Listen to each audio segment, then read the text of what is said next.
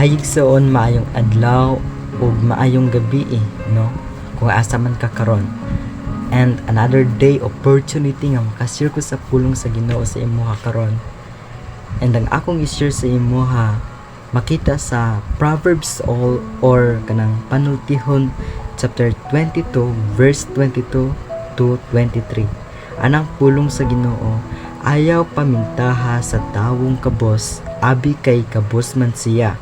Ug ayaw yataki ang katungod sa tawo nga wala gay mahimo diha sa hukmanan.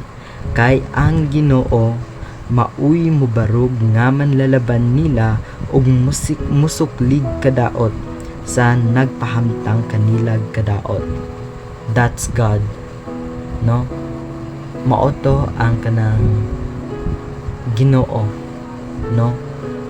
Magbabatok ang Ginoo.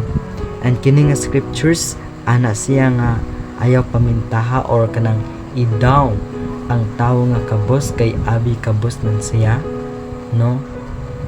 Kumbaga wala tay katungod nga kanang i-down ang usa ka tao based sa iyang kanang situations, no?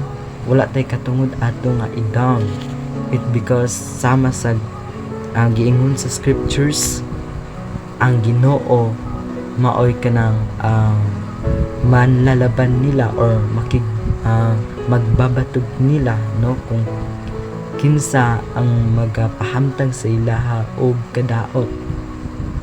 And ngingana ang kanang kamaayo sa Ginoo diri nato mabasihan nga ang Ginoo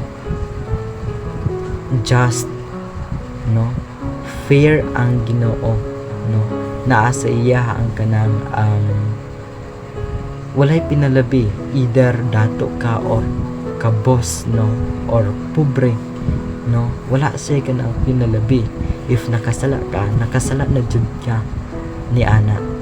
And tungod ni ani nga scriptures nag-remind ni siya sa ato no, nga wala tay kanang katungod nga i-down ang usa ka tao based sa iyang ginabuhat nga pagkakamali.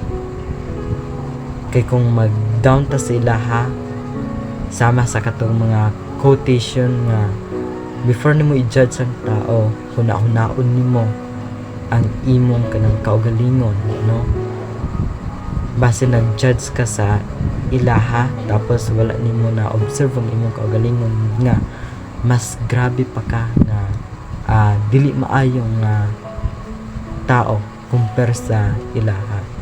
And kini nga scriptures nag-remind sa ato nga kinahanglan dili nato i-judge ang uban nga tao, no, dili nato sila kanang i-down it because ang Ginoo maoy maglalaban nila kung naay sakit or kanang magapahamtang sa ilaha o kadaot.